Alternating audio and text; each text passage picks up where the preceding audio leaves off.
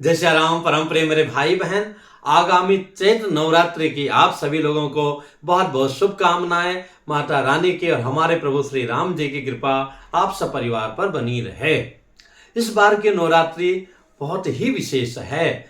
पूरे 9 दिनों की नवरात्रि की प्राप्त हो रही है, जो 9 अप्रैल से प्रारंभ होकर के 17 अप्रैल तक व्रत रहना है, 18 को पारण है और 17 अप्रैल को तो श्री राम नवमी का पावन पर्व है। और इस पर्व में जो विशेषता है वो हम लोगों को प्राप्त हो रही है, यानी कि पुष्य नक्षत्र है नवमी तिथि को और कर्क लग्न में भगवान श्री राम जी का प्राकट्य हुआ था, तो कर्क लग्न भी प्राप्त हो रहा है दिन में 11:15 बजे के बाद से लेकर के और लगभग जो है 1:30 बजे तक का समय मिल रहा है। तो मध्याह्न काल में कर्क लग्न, पुष्य नक्षत्र, नवमी तिथि कहना ही क्या है, बहुत ही उत्तम समय है हमारे पुण्यों को बढ़ाने के लिए, पापों को मिटाने के लिए। तो हम क्या करें, ये प्रश्न मन में आता है।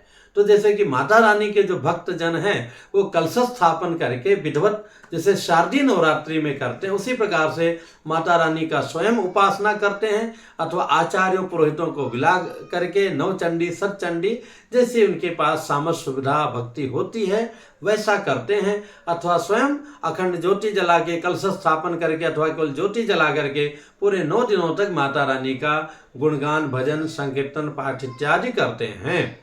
और जो हमारे राम जी के प्यारे भक्त हैं वो तो सभी लोग जो है प्रथम दिन से लेकर के कलश स्थापन वो भी करते हैं, राम जी का विशाल फोटो अथवा मूर्ति प्रतिमा रख करके, नहीं तो कलश स्थापन करके और राम जी का विधिवत पूजन करके और नवाह पारायण का पाठ कराते। 9 दिनों में पूरा श्री रामचरितमानस का पाठ हो जाता है, अथवा श्री राम रक्षा स्तोत्र का पाठ आचार्यों ब्राह्मणों से कराते हैं अथवा स्वयं करते हैं और अथवा भगवान के मंत्रों का जाप करते हैं।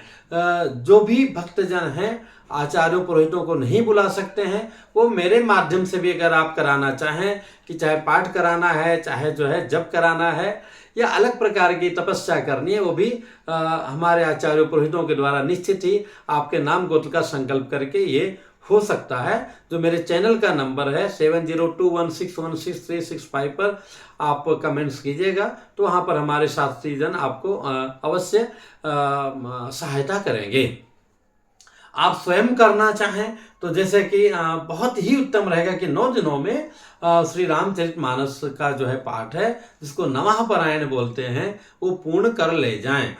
लेकिन जिनका अभ्यास है उन्हीं से हो पाता है, जिनका अभ्यास नहीं है उनको पढ़ने में ही बहुत समय चला जाता है। इसके साथ ही अगर आप चाहें तो पूरा मास पारायण इस दिन से प्रारंभ कर सकते, तो वह रामचरितमानस पढ़ना प्रारंभ कर सकते हैं, अथवा श्री राम रक्षा स्तोत्र का अनुष्ठान रामनवमी में बहुत ही महत्वपूर्ण है, लेकिन उन्हें ही करना चाहिए जिनको शुद्धता से पाठ आता है, नहीं तो लगभग सेम फल ही, उससे कम ज़्यादा तो कहना उचित नहीं है। श्री हनुमान चालीसा का पाठ भी अगर आप ब्रह्म मुहूर्त में सूर्योदय के पहले अथवा जब भी समय मिला पूरे लगन से आप करेंगे तो निश्चित ही आपका वो मंत्र सिद्ध हो जाएगा, पाठ सिद्ध हो जाएगा, जो हर रूप में आपका पुण्य का खजाना भर देगा और सभी संकटों से मुक्त करते हुए भगवान की कृपा का पात्र अवश्य बनाएगा। यही नहीं, विष्णु सहस्रनाम है, गोपाल सहस्रनाम है, इत्यादि इत्यादि, अथवा नवाण मंत्र का जाप कर सकते हैं, श्री गणेश मंत्र का जाप कर सकते हैं।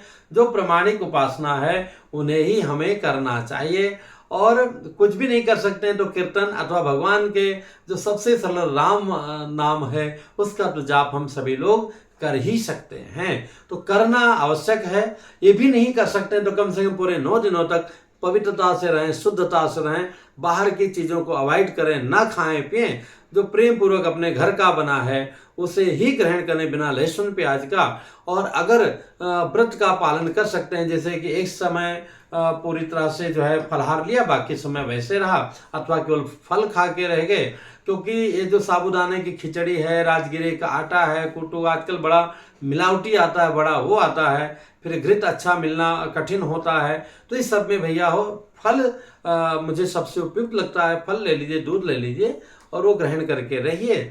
और नहीं तो दिन भर व्रत रहिए, संध्या वेला में एक समय जो है पहला प्रथम दिन और 9वें दिन जो है व्रत रह गए, बाकी दिन जय जय सिया राम, एक समय शुद्ध सात्विक अन्न ग्रहण किया तो भी आप ऐसा कर सकते हैं। और जिस भी नियम में रहें, ब्रह्मचर्य का पालन करना चाहिए, सत्य का पालन करना चाहिए और क्रोध से बचना चाहिए और अधिक से अधिक भगवान के मंत्रों का, नामों का जप, गुणगान इत्यादि करना चाहिए। इसमें जो भी दुविधा हो कमेंट्स कीजिएगा, बताने का प्रयत्न करूंगा। स्वयं कलश स्थापन कैसे करें, कलश स्थापन के बाद डेली पूजा कैसे करें और स्वयं हवन कैसे करें, सबके सारा वीडियो उपलब्ध है। नीचे डिस्क्रिप्शन में मैं एक लिंक डाल दूंगा, उसको क्या बोलते हैं, प्लेलिस्ट का, और उसको टच करके आपको सारे वीडियो उपलब्ध हो जाएंगे। हमारे राम जी की कृपा बनी रहे, दिव्य उत्सव है, इसका पूरा आनंद लीजिए। जय श्री राम।